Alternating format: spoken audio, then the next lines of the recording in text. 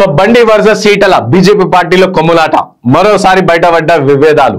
Sanjay target చేసుకునే రాజేందర్ పరోక్ష విమర్శలు. డివిజన్ పాలిటిక్స్ తో అధికారంలోకి రాలేమని కౌంటర్. సో కులం మతం ప్రతిపాదికన రాజకీయాలు నిలబడమని వ్యాఖ్య. వ్యక్తిగత అభిప్రాయం అంటూనే హాట్ కామెంట్స్. సో ఈ విధంగా కూడా నిన్న ఈటల రాజేందర్ గారు అలాగే ఎవరు బండి సంజయ్ పైన కామెంట్స్ చేసినట్టు తెలుస్తోంది. బీజేపీలో మరోసారి విభేదాలు బయటపడ్డాయి. కేంద్ర హోంశాఖ సహాయ మంత్రి బండి సంజయ్ పై మల్కాజ్గిరి ఎంపీ ఈటల రాజేందర్ పరోక్షంగా విమర్శలు చేశారు. జూబ్లీస్ ఉప ఎన్నికల సందర్భంగా బండి చేసిన వ్యాఖ్యలకు ఈటల కౌంటర్ ఇచ్చారు. ప్రధాని మోదీ కూడా మస్జిద్ కు చర్చికి వెళ్లారని ఈటల గుర్తు చేశారు. అలాంటి తెలంగాణలో డివిజన్ అంటే హిందూ ముస్లిం విభజించి పాలిటిక్స్ తో అధికారంలోకి రాలేమని ఈటల హాట్ కామెంట్స్ చేశారు. కులం మతం ప్రతిపాదికన రాజకీయాలకు నిలబడని చురకలంటించారు. ఇక బీజేపీ అభివృద్ధి అజెండాని రాజకీయాలకు చేస్తుందని వివరించారు.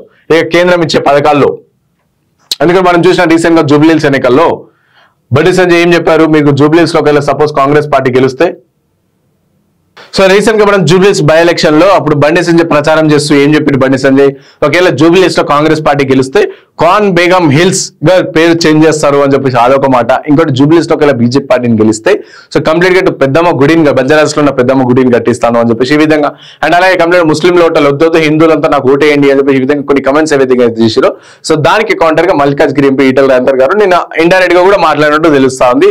అయితే ఈ మతాలు డివైడ్ అండ్ రూల్ అనేది పనికిరావు. సో అభివృద్ధి దిశగా మనం ముంగడికెళ్తే అధికారంలోకి వస్తాము అని చెప్పి సో మేము కూడా అదే చెప్తాను.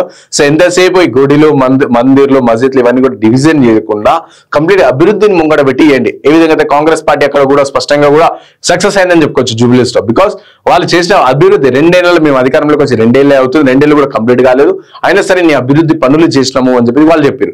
అండ్ అలాగే బీఆర్ఎస్ పార్టీకి ఏమో కాంగ్రెస్ పార్టీ గట్టిగా కౌంటర్ ఇచ్చింది. బీఆర్ఎస్ పార్టీ సో ఒకవైపు ఇటు నవీన్ యాదవ్ రౌడీ ఆ విధంగా ఈ విధంగా కమెంట్ చేస్తా ఉంటే సో ఇవన్నీ కాదు, మీరు 10 ఏళ్ళకి ఏం అభివృద్ధి చేశారు, ఎస్పెషల్లీ జూబ్లీస్ లో మీరు 10 ఏళ్ళుగా ఏం అభివృద్ధి చేశారో ఆ అభివృద్ధిని చూపించుకుంటూ వెళ్ళండి అని చెప్పేసి కూడా ఇటు కాంగ్రెస్ పార్టీ చెప్పడంతో సో ప్రజలు కూడా దాన్ని కొంచెం యాక్సెప్ట్ చేసి సో కాంగ్రెస్ పార్టీ సక్సెస్ అయింది. కానీ ఇటు బీజేపీ పార్టీ చాలా బోర్లో పడ్డ పరిస్థితి. సో అభివృద్ధి పనుల్లో లబ్ధిదారులు ముస్లింలు క్రిస్టియన్లు కూడా ఉన్నారని ఉదాహరణగా రాజేందర్ చెప్పుకొచ్చారు. అయితే ఇదంతా తన వ్యక్తిగత అభిప్రాయమని చెబుతూనే సంచలన వ్యాఖ్యలు చేయడంతో పార్టీలో చర్చనీయాంశంగా మారింది. ఈ వైఖరిపై బీజేపీ వెనుకడుగేందుకు కారణం అని చెప్పేసి కూడా చెప్పారు. సో జూబ్లీస్ ఉప ఎన్నికల్లో ప్రచారంలో భాగంగా బండి సంజయ్ తనదైన శైలిలో ప్రచారం నిర్వహించారు. మొలతాడు ఉన్న వారికి అండ్ లేని వారికి మధ్య జరుగుతున్న బైపోల్ అంటూ వ్యాఖ్యానించారు.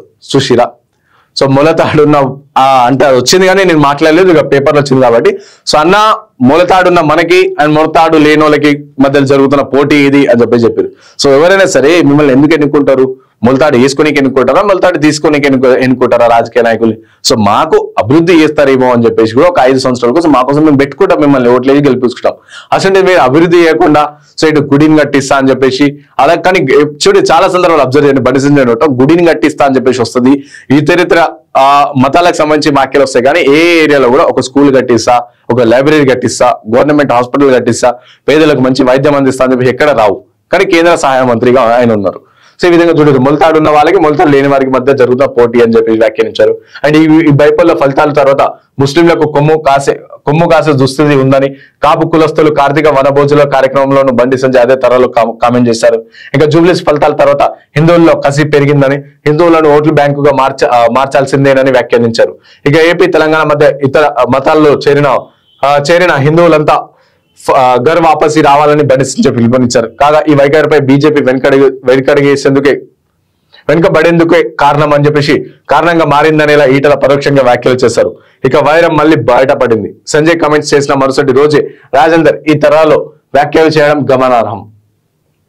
సో బండి ఈటల నడుమ అది ఆది నుంచే వర్గ పోరు నడుస్తుంది. ఎందుకంటే ఇద్దరు బీసీ నాయకులు, ఇద్దరికి చాలా మంచి పార్టీ పరంగా పేరున్న నాయకులు. సో ఇద్దరులో మన ఎంపీగా గెలవగానే ఎవరికి ఇస్తారు మంత్రి పదవి అని చెప్పేసి, అలాగే అధ్యక్ష పదవి పైన ఈ విధంగా చాలా సుదీర్ఘంగా వాళ్ళిద్దరి మధ్య ఒక చిన్న వైరం కనిపిస్తుంది. రాజకీయ విశ్లేషకులందరూ కూడా ఇదంతా సుదీర్ఘంగా వాళ్ళ మధ్యలో వైరం ఉందన్నట్టు తెలుస్తోంది.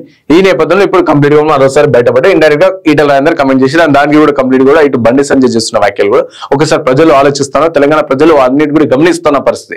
ఎందుకంటే తెలంగాణ ప్రజలకి అభివృద్ధి కావాలి, కానీ ఈ విధంగా కూడా మూలధారాలు ఉన్న వాళ్ళ ఒకరు, మూలధారం లేని వాళ్ళ మధ్య పోటీలు అండ్ అలా గుడులు ఇవన్నీ కాకుండా వాళ్ళకి సంక్షేమం సో వాళ్ళకి అభివృద్ధి మెయిన్ గా వాళ్ళకి జాబ్స్ ఎన్ని ఇస్తారు అని చెప్పేసి, అలాగే వాళ్ళకి వైద్యం ఎలాంటిది ఉంది, విద్య ఎలాంటిది, వాటిపైన ఆలోచించే వ్యక్తులుగా తెలంగాణ ప్రజలు ఉన్నారు. కాబట్టి ఇక్కడ నుంచి అయినా సరే ఎక్కడైనా సరే ఉప ఎన్నికలు వస్తా అన్నట్టుగా 10 మంది ఎమ్మెల్యేలు ఎవరైతే చేంజ్ అయ్యారో పార్టీ ఫిరాయించారో వాళ్ళకి సంబంధించి ఎవరైతే ఎమ్మెల్యే ఎలక్షన్స్ ఒకవేళ బై ఎలక్షన్స్ వస్తే అందులోనైనా సరే ఇకపైపు బీజేపీ పార్టీ అభివృద్ధి అని చెప్పేసి పదాన్ని ముందర పెట్టుకొని నడిస్తే ఏమైనా ఛాన్స్ ఉంటుంది, లేకుంటే ఈ విధంగానే ఉండబోతుంది.